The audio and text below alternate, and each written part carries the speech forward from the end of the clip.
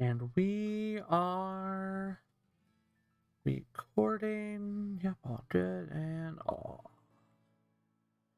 Alrighty, so hi there, YouTube, and welcome to my Pokemon Scarlet and Violet open world review.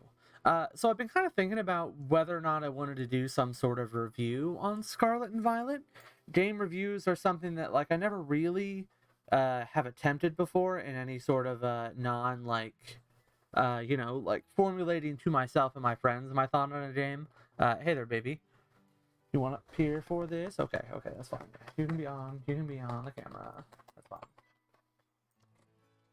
But for Scarlet and Violet, since this is the first time I've had a real online presence. Well, presence is a relative term, but since I've been doing this, making videos and streaming for a Pokemon game release, I figured that a review would be somewhat appropriate, especially since I have a lot of thoughts about the game. Tons of thoughts, mind you. Limitless thoughts. It's a great time. But my thoughts are actually kind of complex and pretentious and over the top. So I'm going to be splitting this review into 3 sections. Specifically, I'm going to be reviewing the game's open world on its own, specifically what the open world does, how it works, and then I'm going to have 2 more reviews. I love you, baby. 2 more reviews at a later date, hopefully soon, about the story of Scarlet and Violet, as well as a review about the competitive process for Scarlet and Violet. Something I've talked about a little bit in my previous video, but that I haven't truly gone super in depth about. So that's kind of going to be the plan going forward. And so today we are here for a review of the open world in Scarlet and Violet. And yeah, so let's get right into it. But first, a disclaimer. Obviously, the quality of Scarlet and Violet is something that you should talk about in a review. And I'm not going to sugarcoat anything. Yes, I do believe that Scarlet and Violet was shipped in an unfinished state that is quite frankly unacceptable for a game of its caliber.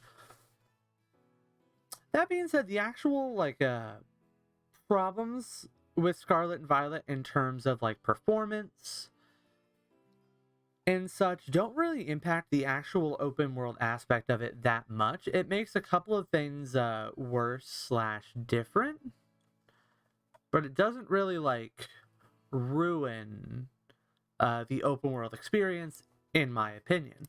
Currently, in my overall opinion of the game, is that I would highly recommend Scarlet and Violet, even with the performance and graphical issues, because I think that the base game is so high quality, interesting, and fun. That being said, we're watching you, buddy. But all that being said, let us talk about the open world of Pokemon Scarlet and Violet. Now, to talk about the open world, the first thing we should look about is the world itself. So if we take a look at the Paldea region, there's a couple of things that we can that we just kind of need to acknowledge before we begin our criticism. So Pokemon Scarlet and Violet has a truly open world in that from the get-go, you can go to any individual spot on the map. You could go to the last gym. You could go to the first gym. You could go to anywhere literally that you want. It is a truly open experience in that regard. That being said, though, there are a lot of soft checks to where you can go at any given time. The Pokemon that you are able to easily catch is dated behind what level the gyms that you fight are. For example, I think that you can't even catch Pokemon above level 10 without some difficulty until you've gotten a gym badge. Stuff like that. So that's a major limiting factor in where you can go. There's also the fact that the levels do not scale at all from where you go. So if you wander into an area that is stronger than you were prepared for, you will get super hella mollywopped, my dude. Like, an experience that happened in my own playthrough was when I fought the Quaking Earth Titan before I was supposed to and got absolutely shredded. And I love that. That's such a cool thing. And what it does is it allows Pokemon Scarlet and Violet to have a truly open world, but still give the players a sense of progression as they travel through it. It's not like no matter where you go, you're going to have the same experience because like everything is constantly just like at your level. Instead, the world can just kind of exist as it is, and then you interact with it differently based on how strong you are when you get to a certain area. Are you having to struggle through somewhere? Are you having like a super easy stroll through the park? Are you having to pick your battles? Or pick no battles? And so by having a non-scaled world, it gives that sort of dynamism to it. To progress through the game, there are 3 main stories. Now, while like, you know, at the outset of the game, it really makes it sound, if you're just listening to the characters, that you really need to choose one or the other. But in terms of actually playing the game, it doesn't really make that seem like a choice at all. So instead, you basically kind of like one after the other, kind of like, you know, do 1 or 2 of one and then 1 of another, and then da-da-da. You have the Victory Road Challenge, which involves you fighting 8 gym badges, your typical Pokemon fare. You have the, what's it called? The Path of Legends, where you fight Titan Pokemon that are basically your stand-in for what is your normal, like, legendary plot for a Pokemon game. And then you have the Starfall Street, which is kind of your stand-in for like the evil team plot of the game, where you fight against Team Star and their Starmobiles. Now, the actual differences for these stories, like from a narrative perspective, I will get into in a separate video. But for now, just know that the structure requires you to beat all 3 of these stories. You can approach them in any order, but again, things are dated by the fact of what level they actually are. And as you beat these, you do unlock more of the map. You unlock more like resources to get around the map. As you complete gyms, it becomes easier to catch higher level Pokemon.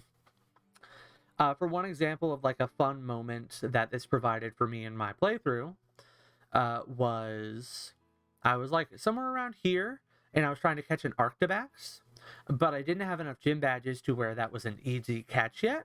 So it took me a lot of resources in terms of Pokeballs and healing items to keep my Mons like alive in order to catch this Arctibax because I just didn't have enough badges yet.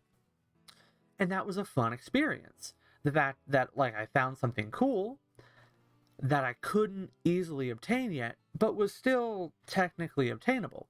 That's a really cool experience where win or lose, if I didn't get it, it would have been like, man, come on, man. But then it would have been like, oh yeah, I can just beat a gym and come back to find another one. So those kind of experiences are allowed by this system of like no scaling. Which, like, I know I'm talking about the whole no scaling thing a lot in here. Almost everyone that I've talked to, one of their immediate things is that they wish that at least the gyms had been scaled, or they wish the game had been scaled. And while I do kind understand where they're coming from, I personally have so much appreciation for a game that is willing to just put their levels out like they're and just do no scaling at all. I have a lot of appreciation for that. You know, it's kind of like, you know, like an older Fallout game or like an older Final Fantasy game where the amount of places you can go off the bat is very wide. You will just get punished if you go somewhere that you aren't supposed to. Well, kind of punished, but we'll get into that later. As for the rewards that you get,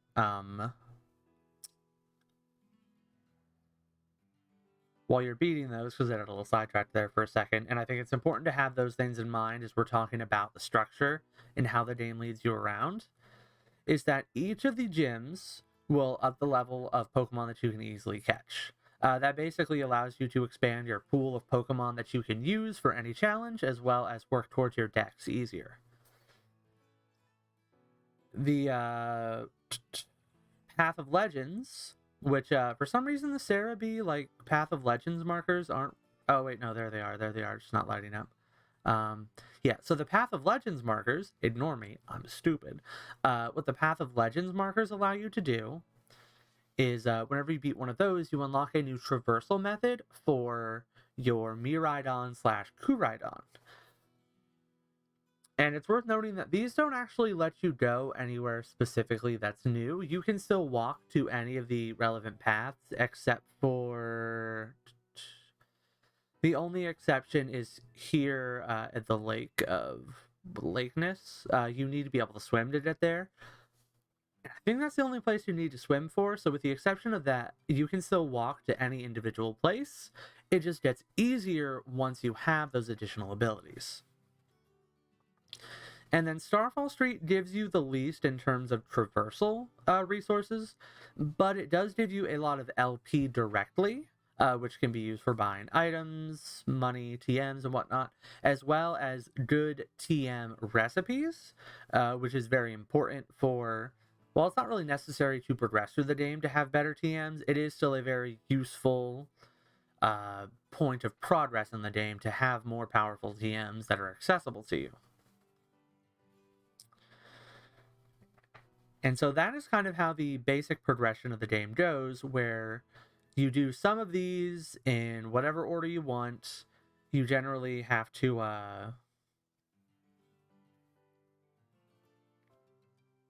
kind of jump between them based on the challenge level. And from there. Now, it is worth noting that saying that you can go anywhere at once is, of course, misleading because of the lack of scaling. So instead, the structure kind of ends up being like this. You can go anywhere where your levels allow, and your levels allow is based on how much stuff you've done. So in practice, at the start of the game, you can reasonably go here, in this sort of like bottom half, ignoring this corner. After you've done like 3 or 4 tasks, you then can go pretty much here. You kind of open up like this. You kind of add in like the mountains.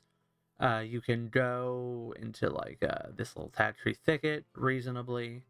And then once you've done a few more, then you have pretty much the whole map. So it's kind of like so you kind of like slowly widen up. But anyway, enough about that. So we've talked about the structure, and now we can talk about some of the really cool things that I think this game does and how it does them.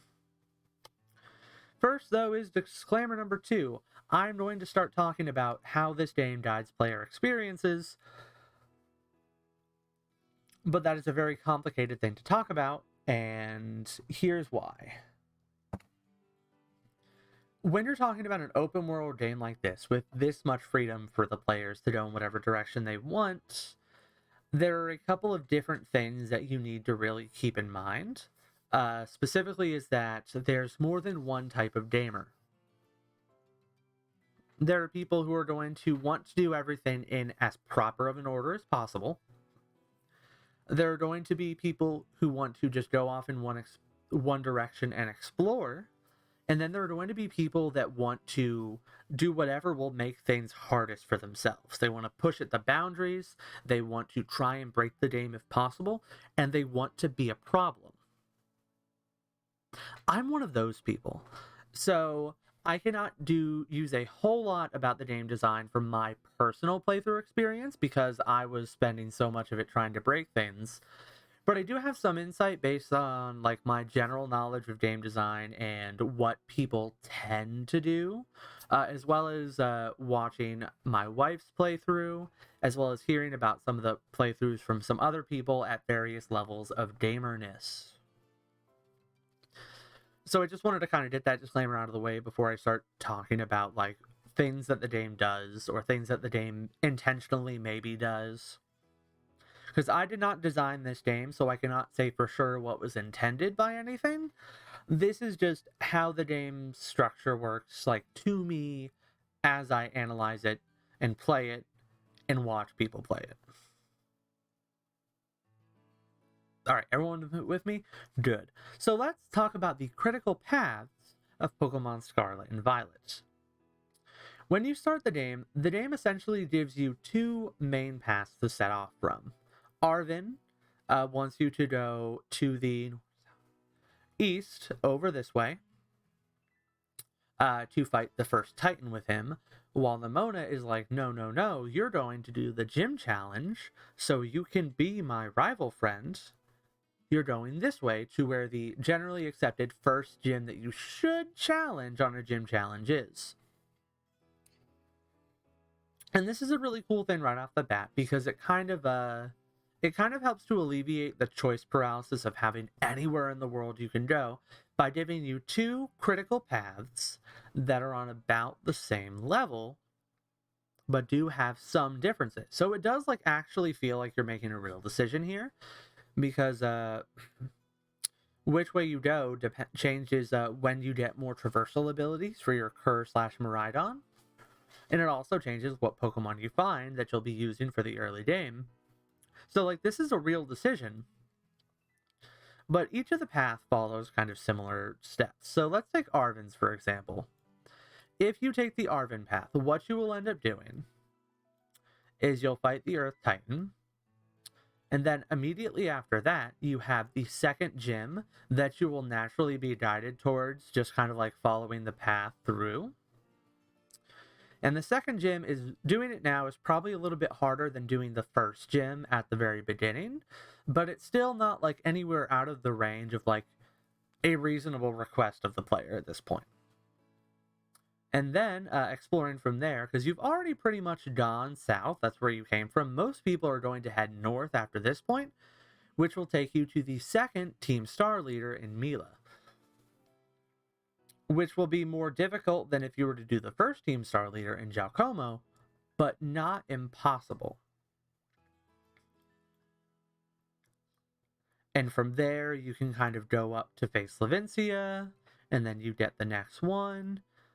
You've got another Team Star leader here, and the map will just kind of open up, and you'll start to go, and it'll kind of take you on this critical path up, where if you try to go here, you will be stopped. But that's a long way in. That's a whole 1, 2, 3, 4, 5. So that's about 5 plus before you hit anything that would actually be a stopping point in your journey. That's like 5, badges plus before you're like at a stopping point, something that'll make you turn around or train. Which kind of makes sense because Arvin is kind of set up as the more plot-heavy one, the less battle-centric one. So it kind of makes sense that you would have a less challenging time going along the Arvin path. But now let's take a look at the critical path if we were to take the west path out. Come on this big old empty field, you fight the first gym, which is really easy, even if it's the very first thing you do.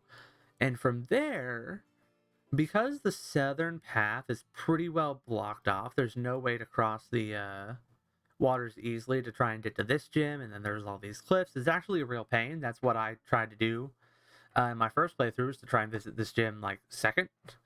But that didn't really work because the game does a pretty good job of trying to not make you want to go there by making it kind of difficult with early game experience. So you're kind of naturally guided upwards, which is naturally going to lead you to this, the Sky Titan, which if you try to do it as your second thing, is pretty difficult. It starts out at level, I want to say like 24 or 20 something, and if all you've done is one gym at this point, it's actually a pretty big challenge. Which makes sense, because if you're someone who is going to do the gym challenge first, your main focus is presumably going to be on battles and challenges. And so by taking you on this route first, it teaches you as a player that if you want to have a challenging experience in this game, then you need to try and do things out of order. And it's actually a pretty, I think it's a pretty good teaching lesson, at least for me in my playthrough, about how difficult this was and kind of making the decision on, okay, do I go back and do some other stuff or do I just progress from here? And then after you either do this or leave it behind, because both are valid options, it'll take you to Giacomo, who is the first Team Star base, which isn't particularly difficult, and then to Cascarafa, the water gym, which is probably like I forget if it's like the third or fourth level gym, but if you try to do it as like your second to third thing that you do, it's probably going to be a reasonably difficult gym. Afterwards, you'll come up against either Larry or the Quaking Earth Titan, which again, if you try to do it as an early game thing, both of those would be stopping points for you. Points that will make you either turn back or reassess yourself. And so those are kind of like the two starting critical paths. And they do a lot to teach the players about how the game works and kind of how you should approach things from an exploratory / challenge perspective. But there's also a third path because, and we're going to go ahead and swap back to gameplay here. Veluza.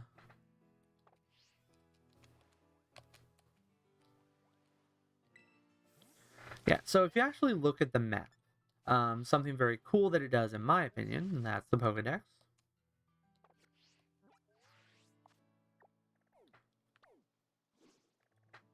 Yeah, so if you look at the map, it actually...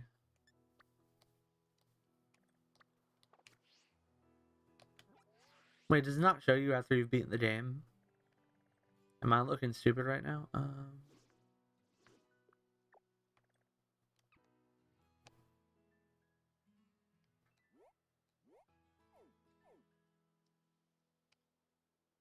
I thought it would still show you the blurb.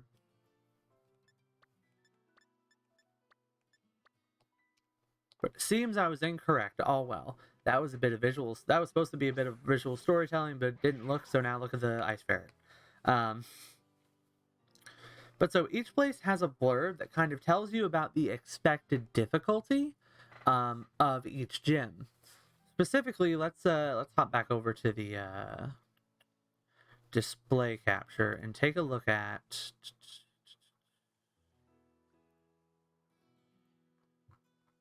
Go take a look at Scarvo.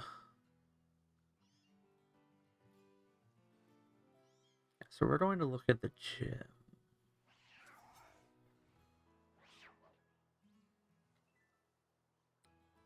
Yeah, so specifically, if you are playing through the gyms, it kind of splits things up into like 3 different tiers that we talked about earlier, right? So you have like the Cortando gym. So you kind of like the first 3 gyms. You've got like the middle 3 gyms, and then you have the last 2. As kind of like the split up of like difficulty. And each of the gyms is like little blurb will kind of infer you into that. Like you can guess by like it straight up tells you that the Cortando gym is the weakest. The fact that it doesn't talk about their battling skills much in Levincia and Artisan clues you into the fact that those 2 are going to be the next easiest. Cascarafa, Medali, and Mandali are pretty much singled out as being kind of middle of the pack. And then Alfornada and Lacedo are ones that are explicitly said to be more difficult. And with this one just kind of being by inference being somewhere in the middle as well. And so a similar thing is done for the Team Star members in terms of like ranking how difficult they will be for you to tackle. And it doesn't really do that for the Titans.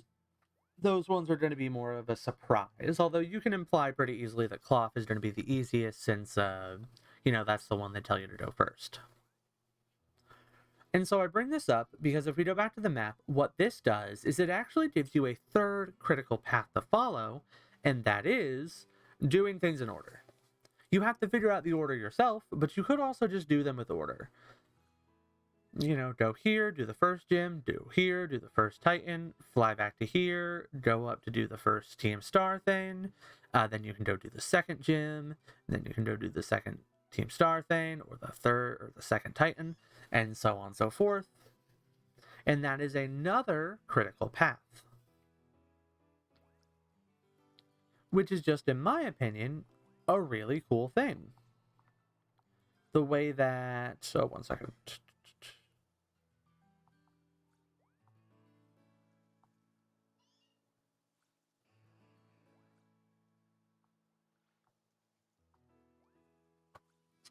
And so, like, the game sets up these 3 critical paths, and in doing so, it does a lot of really cool things. And they're things that are very important for an open world game like this, where there are no limits, is that you have to convince the player to set their own limits.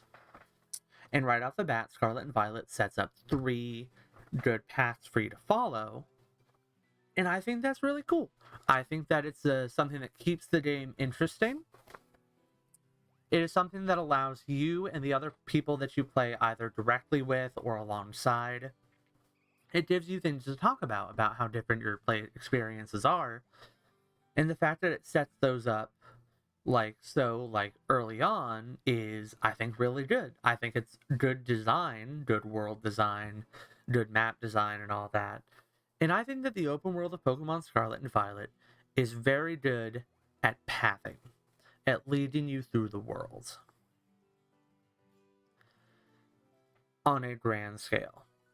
And now we're going to talk about something else, and that is pathing on a more micro scale.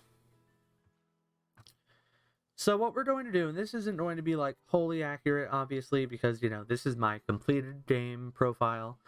We're going to hop back into the game real quick. And we are going to fly.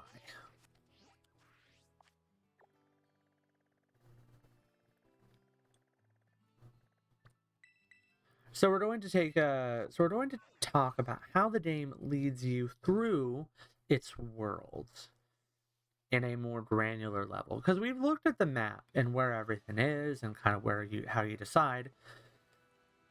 But the game also does a lot to actually convince you where to go on just like a granular level design level, rather than like on a level design point of view rather than a map design point of view, if that makes sense. So immediately after you come out here, you notice that there are lots of points of interest that can guide your eye. Obviously, there are all the raid dens providing you ways to look out. There are the towers where you can find demi-dual chests that also serve as flight points. And then there are the Pokemon centers. And right here, starting out Mesadoza at a lower point and then letting you look up from here is really cool in teaching you about these facts. You can even look out over this way and see where you came before, which kind of opens up the world in your mind to where you can go and how to explore it. From there, the game uses different tools, like there's obviously the Pokemon that will tend to stay off of the path, meaning that if you just want to get one place quick, then you pretty have an easy shot. But it also means that you have to wander off of the path to find anything good. The fact that the items have this bit thin up doesn't just mean that they're easier to see, so it's less annoying to feel like you miss items, but it also serves to let them use those items as waypoints that get you off of the path and exploring the world, which is where most of the fun is to be had in Pokemon Scarlet and Violet. It's also worth noting that all the items you find are generally pretty good. Pokeballs and potions are obviously useful from an in-game perspective, but you can also find stuff like berries and even actually really good items. Like at one point you can find a life orb in just like the open world.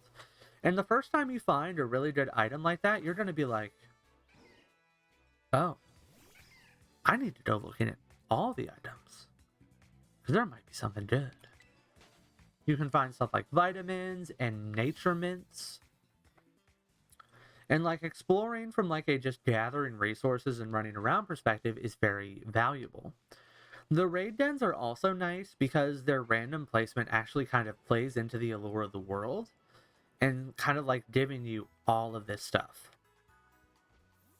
Now, after that first initial one, we get to another one here as we get up to this Pokemon Center, where we can see the town in the distance. You can see the way that the fields, like the olive fields around it, are actually used to frame the town in the distance. It's a really cool touch. And also, We can see those windmills in the background hinting at our next Titan fight.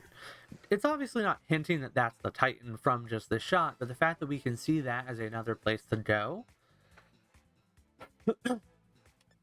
is a really good example of the way that this world can, the way that this game can kind of like, lead you down a path. And this is all like pretty basic, like open world stuff. If you know anything about open world design or like have played a lot of them, none of this is going to be really new. But it is worth it is worth acknowledging the fact that Pokemon is doing this in their open world game, and they're doing it pretty effectively. The last one really big point of note that I want to mention in regards to pathing and how it leads you through the worlds is how markers work. And that specifically, when you are near something on your map, it'll show up on there. You'll see like your terror raids. You can see, Pokemon centers and towns. But if you want something to be a permanent marker on your map telling you what direction to go, you have to make that conscious effort. And the way markers are pretty good in that they're just like always at the edge of your mini map and they're not particularly distracting. But the fact that you have to set that up on your own is a very important point in my opinion, because it means that if you're someone who wants to have a more organic experience to let the world lead you around, it means that that's actually the default. If you want to be led somewhere by the hand, you can do that. You just have to ask, which changes the dynamic of it a lot, in my opinion. One thing that I will say as a slight negative to Breath of the Wild, for like a point of comparison, is because the wayfinders are on by default, it means that you are a lot less likely to try to let the world lead you somewhere. For me, for example, in Breath of the Wild, I don't know if it's quite because I wasn't quite the pedant I was yet when I first played it, but it wasn't until I'd played the game for a while that I realized that the experience would be more fun if I took the training breaks off of myself and just kind of let myself be guided in a direction by the world itself for a while. And Pokemon starts out with that assumption that you are just going to explore the world yourself, and setting a waypoint is something that you have to tell it to do. And I think that's a worthwhile thing. Something that I really like about the game, and I think complements its map design well. And that's a good point as any to stop talking about the map design and pivot into talking about reward design. So when we're talking about the open world of Pokemon, we've talked a lot about how exploration is important. We've talked about how the game can lead you down the path. Now let's talk about what we actually get as rewards for that.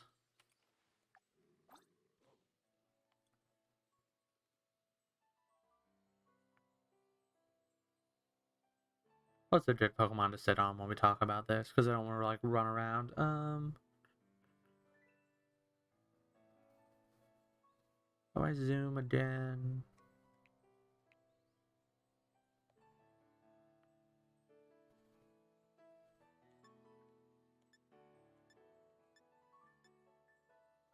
I like the toy camera one. Hey, we'll just look at those. We'll just look at those hills. There we go. All right, yeah, that'll work. That'll work. Yeah. So, let's talk about the rewards that Pokemon Scarlet and Violet give you as you explore. So, Pokemon Scarlet and Violet can give you items. Those can be minor items like berries. Zenny, shush.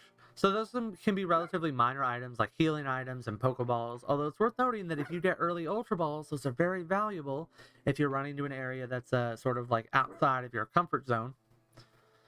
It can also reward you with rare Pokemon. whether those be like the special terrestrialized Pokemon that can give you a rare Terra type, or those being just, you were able to find a rare Pokemon somewhere out in the wild, something you either haven't seen yet, or something that's brand new, or just something that's relatively hard to find. And those are kind of like the main rewards that the game can use to like reward you for exploration. So like in particular, one of the biggest rewards that I mentioned in my little anecdote earlier was finding Frigibax in the caves to the north southeast of Medali. By the way, is there anyone else who like when you're thinking about like directions, like has to sing that little like song from Fairly Odd Parents, like the north, south, east, and west, we got tattoos on our chest, except for Larry. Like, anybody else think about that every time they have to like remember the directions? Like, is that just me? Yes? No? Maybe so?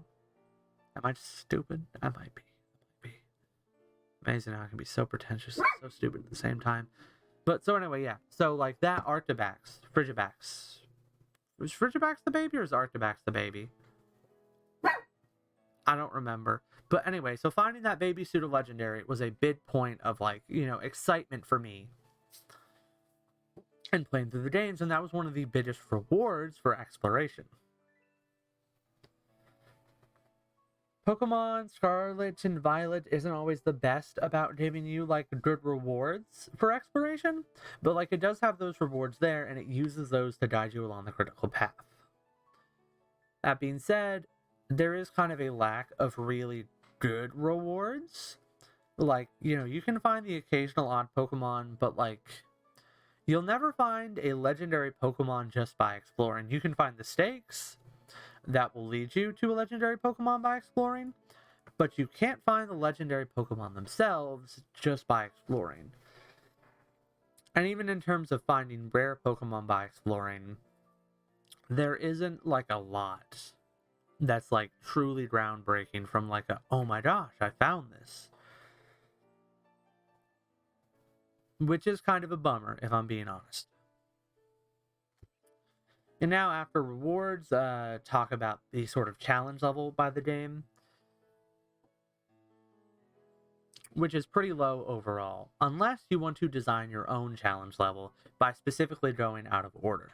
Now, there is a give and take to this that naturally happens in the game, where if you challenge harder places early, you will necessarily get a lot of experience and resources from doing those challenges early that will render some of the challenges you were supposed to do earlier kind of moot, kind of trivial. Like, for example, the last gym I did, the second to last gym I did was Levincia. That made Levincia incredibly easy. Iono was a complete cakewalk for me. Which, is kind of disappointing to have like a, major gym leader be so easy to take care of. But I do think that's kind of a worthy sacrifice in terms of making some of the gym leaders legitimately difficult by tackling them while you're underleveled. And that's kind of how the game modulates its challenge levels, is that if you want to go out of order, you can. You are just liable to get trounced, and if you want to take that as your point of challenge, go hog wild. Which I really love and really appreciate. So now I'm going to go grab a drink, have a moment to pet the doggos, and then I will be back while I start talking about my actual problems with the game. At this point, I've talked about things that I like, as well as just what the structure is and what it does from a this is how it exists standpoint. Now we're going to start talking about some of my actual criticisms and critiques of it after I grab a drink.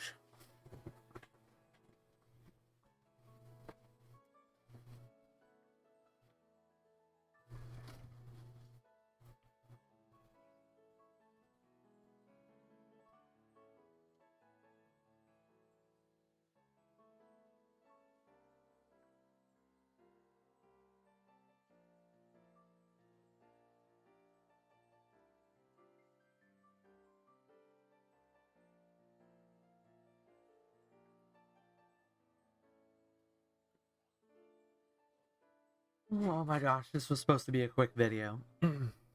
So anyway, let's talk about some pros and cons. Specifically, we'll let some battle music play for a little while. So specifically what I want to talk about is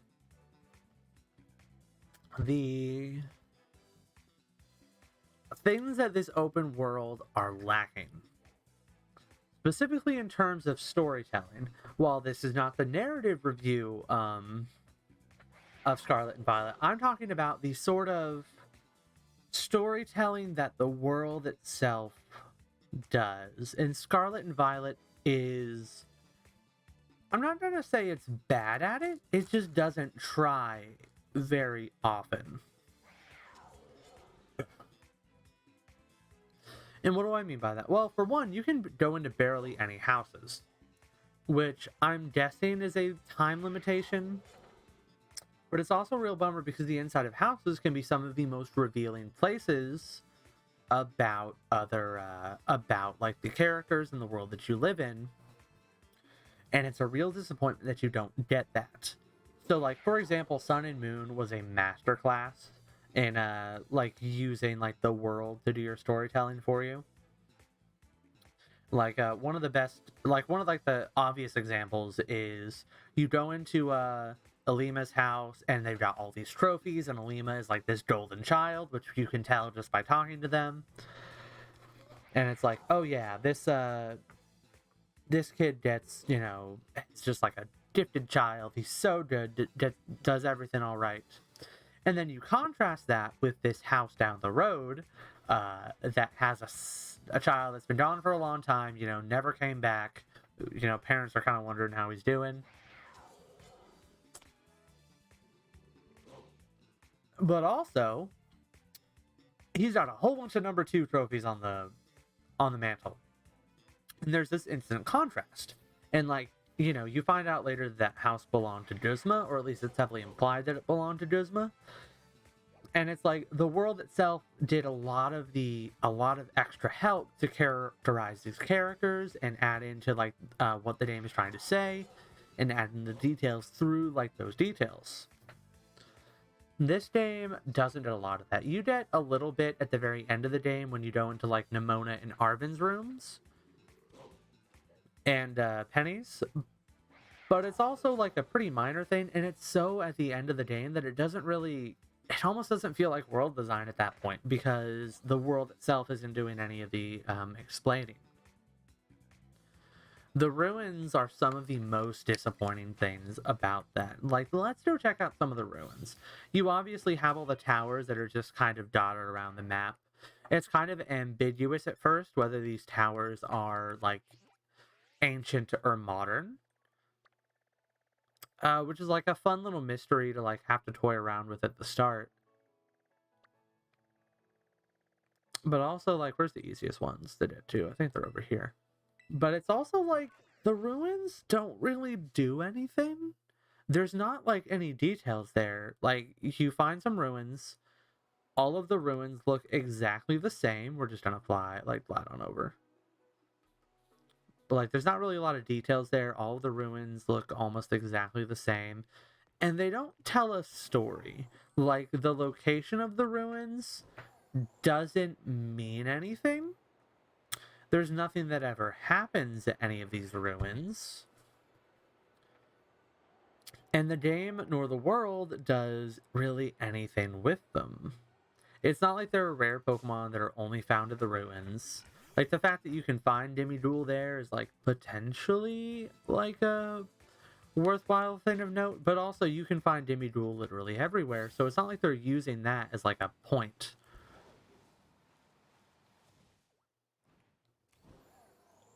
You can tend to find ghost types around some of the ruins, but you can also tend to find ghost types just about anywhere. So, again, they're not making any sort of point with that. And I also highly doubt that's intentional. This is a really nice little bit of potential framing here. You've got these pillars leading to this, what was once probably a place, and then you find a broken box in here with a Demiduel coin in it. If ruins built on this from here, this would be a fine ruin to start with, but none of them really go beyond this point.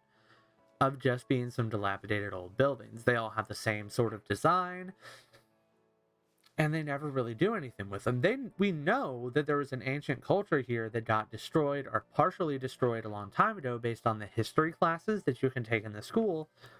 But the world doesn't do anything with that information, and it's so frustrating, especially considering that previous Pokemon games were so good about this. Pokemon Sun and Moon being the main example, but basically all of them post Gen 1, and even Gen 1 had some of it, were really good about using their worlds like themselves to tell supplementary stories or to hide information.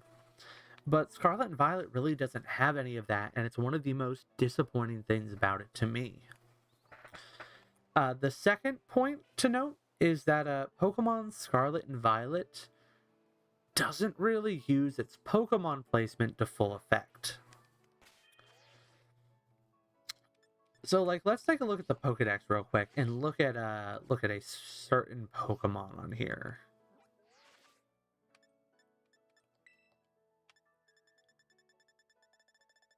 Yeah, so let's look for, is this numerical order? We want A to Z, just so I can find it faster.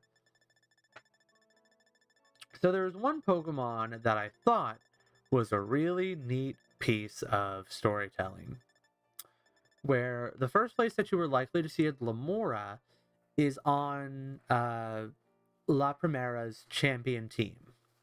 Really cool, right? And its habitat is unknown. You can't find it anywhere.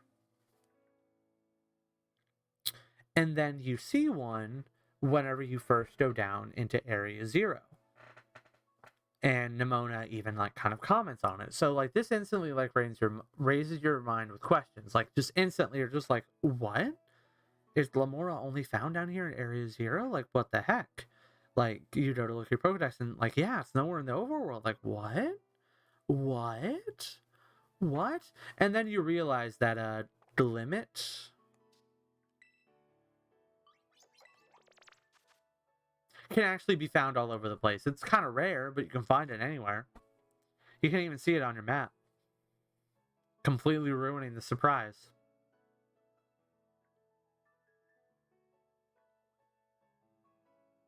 And it's obvious that it evolves into Lamora. It's not like it's a secret. So it's there was, and even if you could only find it right around the crater, right? That would be something, but no, it's there was a chance for them to do some supplementary storytelling there with the placement of the Pokemon and the design of the world, but they just didn't do it, and they never really do it either.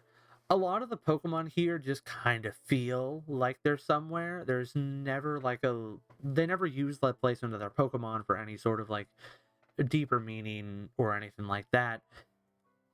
Besides the fact that, you got water Pokemon in the rivers, you got desert Pokemon in the deserts, you got ice Pokemon in the ice place. You don't really get any sort of storytelling just through the presence of the Pokemon, which is pretty disappointing. The Dex entries are actually pretty good in this one. A lot of inter-Pokemon relationships, which are what I really like from them. But the world itself doesn't give you a whole lot, which is super disappointing to me. But that's also just to me. And as a second point, they also don't really use Pokemon properly as rewards, in my opinion. There are a lot of areas in this map that end up being pretty disappointing in practice. So one of the best examples to me of a disappointing place in the map is going to be the cave south of Alfornada. Is it south or is it east? North, south, east, and west. We've got tattoos on our chest. Oh yeah, so I guess it's east. So if you go east from Alfornada, there's actually a cave down there. If you do this early game, you can actually walk to this cave from the other side, and it'll take you to Alfornada. Or you can come in here late game. And this is a really cool place. There's multiple levels. There's a lot of different Pokemon down there. You can tell that this is a path that people use. Oh, there's the limit. Freaking ruining my fun. But there also aren't anything particularly of note in here. Like, yeah, you can find Salazzle, you can find Meditite, you can find Toxtricity, but all of these Pokemon can be found in plenty of other places, so there's nothing that really sets this cave apart of being like a super important place for you to go.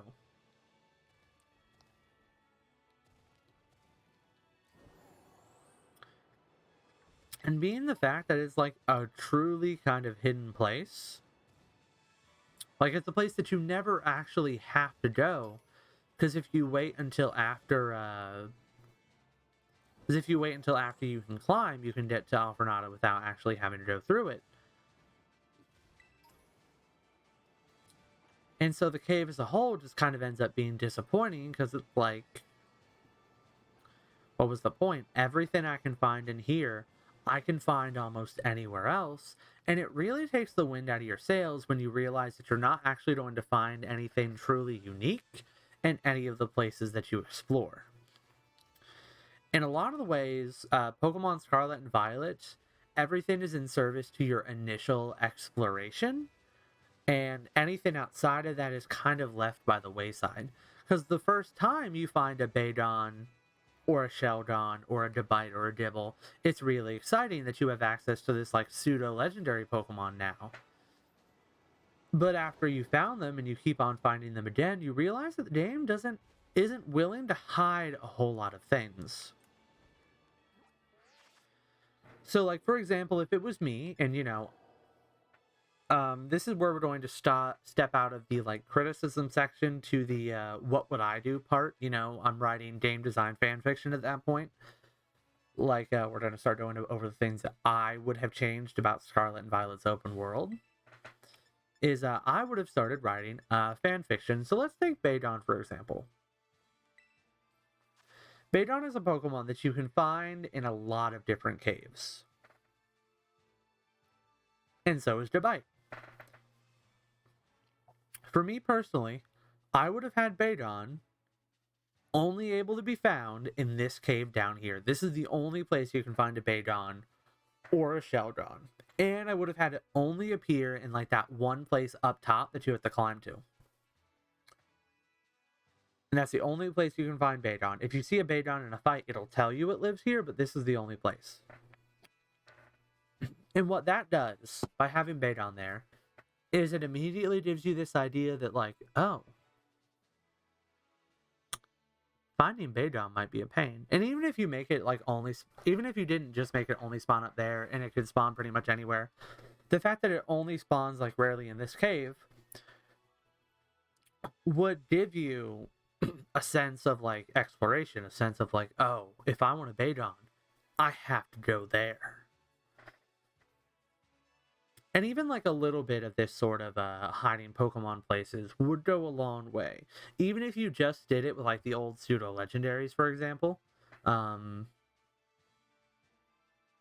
like maybe like just having Pokemon that you can only find in one place does wonders for making a world feel more engaging to explore. Because the moment you realize that you're not going to find anything super unique as far as Pokemon go, that's the moment where exploration goes from a massive amount of fun to like a little disappointing. Not like incredibly disappointing, because again, the world is still fun to explore on its own. It's pretty good at framing. There's a lot of really cool locations to visit, even if nothing really hits like the heights graphically of stuff that you saw in like Sword and Shield, for example. But like still, that's something that I would change. Another thing that I would change is in regards to level scaling, or the lack thereof.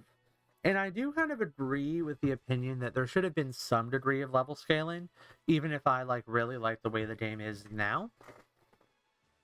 What I would have done is, personally, is I would have had all the gym leaders have like a minimum level that you fight them at.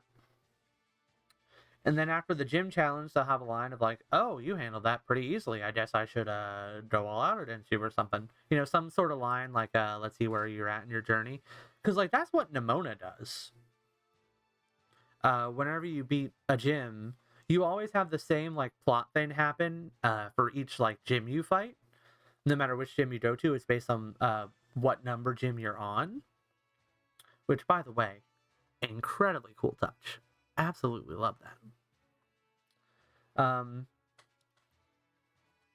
But like Nimona will like tailor her team to like how many gyms have you beaten, but the gyms don't tailor themselves to you at all. So like if it were me personally, I would have every gym have like a minimum level, and like if you beat the gym later and are like at higher levels, then the gyms themselves would be leveled up to kind of like wherever you're at. So like yeah, no matter what, Glaciado is going to be the toughest gym. But if you fight Levincia as the very last gym instead, Iona will still be leveled up to about that level. Even if you like keep them a little bit below that, I think that would be fine. But just like some degree of level scaling to make the gyms feel a little bit less trivial if you do them way last. I don't know if I think they should do that for stuff like the Titans or Team Star, but like for the gyms, I definitely feel like they should have done some sort of level scaling.